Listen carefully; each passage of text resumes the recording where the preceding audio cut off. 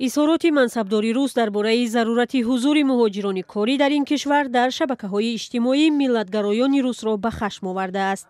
وکالتدار اوید به حفظ حقوق صاحبکاران در روسیه باریستیتوف در یک صحبتش با ریا نووستی ادعاها را درباره اینکه گویا مهاجران از همه بیشتر جنایت صادر میکنند بی اساس خواند. وی گفت خوب میداند که روسیگی‌ها از مهاجران خوف دارند، اما افزود این نگرانی‌ها اساسی واقعی ندارند. تیتوف با تکیه به آمار وزارت کارهای داخلی روسیه گفت شهروندان این کشور به مراتب بیشتر از مهاجران جنایت صادر میکنند. باریستیتوف در اظهارات اخیر خود سبب برخورد منفی با مهاجران را ترس روسیگی‌ها برای از دست دادن جایهای کاری نامیده است. هرچند به گفته وی چنین خطری وجود ندارد و شهروندان روسیه وابسته به دانش و تجربه خود می توانند در هر سمت و ساحه و با دلخواه معاش جای کار پیدا کنند. پشتیبانی این منصبدار روس از مهاجران کاری در روسیه در حالی است که ماه‌های اخیر مهاجران از کشورهای آسیای مرکزی مخصوصا از تاجیکستان فشار بی‌سابقه را پشت سر می‌کنند. برخی از مقامداران روس مهاجران را اکثرا چون سرچشمه جنایتکاری معرفی می‌کنند و ساکنان محلی هم در برخی از منطقه‌های این کشور به طور گروهی در مراجعات‌های ویدیویی از رفتار و کردار مهاجران به مقامات شکایت می‌کنند. این در حالی است که بنا به آمار رسمی در 11 ماه سال گذشته در روسیه 1,800,000 جنایت صادر شده است و 36,000 یا همگی کم بیشتر از 2% این جنایت ها از سوی شهروندان خارجی صادر شده است.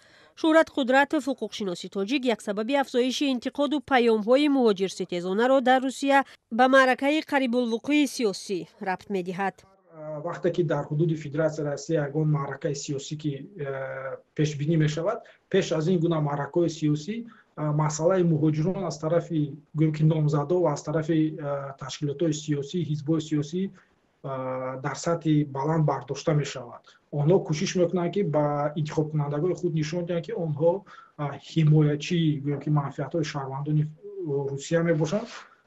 با همین سبب فقط پیش از معرکه‌های سیاسی در حدود فدراسیون روسیه همین مسائلی که از طرف مهاجران جنایت سال به سال زیاد صادر می‌شود برداشته می‌شود.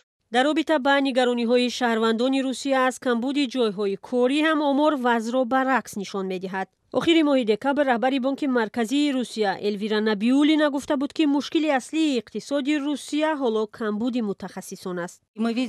ما دیده ایستاده‌ایم که در بسیار منطقه‌ها تلاش دارند کمبود نیروی کاری را با راه‌های دیگر از جمله جلب قوه کاری ایلوگی حل کنند.